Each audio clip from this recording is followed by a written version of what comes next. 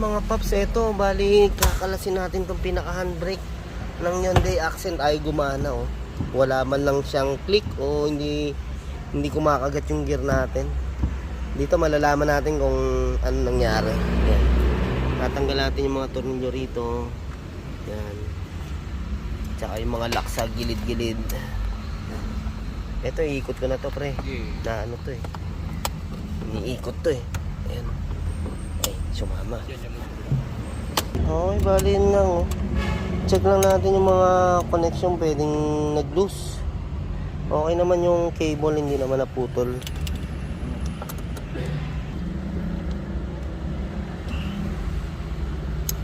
Ayan mga paps, ito nire-repair namin yung handbrake ni boss kasi nga hindi gumagana.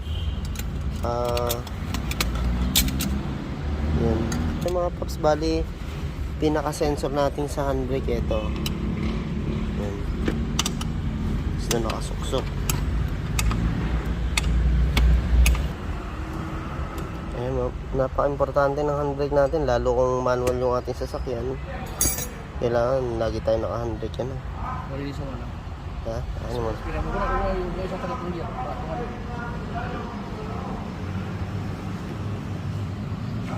Okay, ito na yung ating pinaka-handbrake ng Hyundai Accent yan.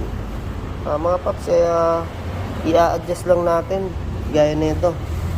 Tsaka lilinisin natin. Ito yung sinasaksakan ng indicator natin ng handbrake para malalaman natin kung naka-handbrake tayo. Yan. Tapos ito naman yung pinaka-gear. Pagka inaangat natin yung pinaka-handbrake, andyan yung pinaka-gear. Yan. Ito yung nakakonect sa ating drum brake sa likod.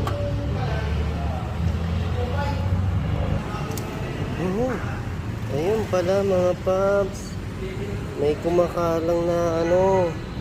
Ayun, kaya pala ayaw gumana ng handbrake. May pera. Yun o. Yun, na-solve na natin ang pinaka-problema. Ito lang pala. Okay, mahirap lang talaga malaglagan dito ng pera. Ayun, eto lang, naging problema natin. Hindi naman siya putol, hindi nag-loose, kumakalang yung piso. Ayan, nang dahil sa piso. Ayan. Hindi gumana yung handbrake ni boss. Ito Hyundai Accent. Okay. Ayos, babalik na natin. Solve yung problema natin. Okay, linisan na muna din natin para ano. Yan mga paps, pagka halimbawa nangyaring ganun, check nyo lang, pwedeng may kumalang sa ating handbrake. Malala. Oo, ito ikakabit mo na. Malala. Ha? Gear oil muna. Ayan, kaya natin nalaman dito yung problema sa ating pinaka handbrake. Hindi kumakagat yung pinaka gear niya. Wala yung lagitik. Kaya ito una natin binuksan. Ayun, yun naging problema natin. Kumakalso yung piso. Ayan. Ayun, meron pa rito mga paps. Tanggalin na natin to ba maka ano pa to. Yan. Okay, pwede na natin ibalik to. Okay, anong balita boss? Okay na ba? Tingnan natin. Yun. Ayos. Yun yung mga hinahanap natin mga paps. Yung lumalagitik na ganyan. Tapos naglalak. Ayun. Yun. Yun yung nawala dahil nga dun sa nasingitan tayo ng piso dito sa ating pinaka handbrake.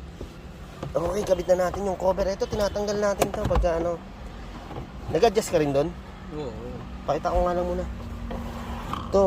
Ito mga paps, pwede rin tayo mag-adjust dito sa handbrake pag medyo mataas na talaga. Size 10 na to. Pakanan lang. Yan, okay na yung handbrake natin. Okay, kabit natin yung cover.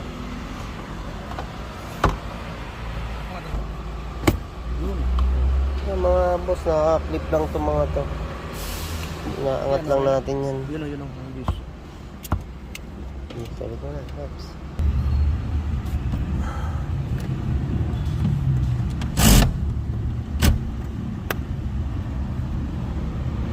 Tapos yun nga, kailangan din natin iangat to pag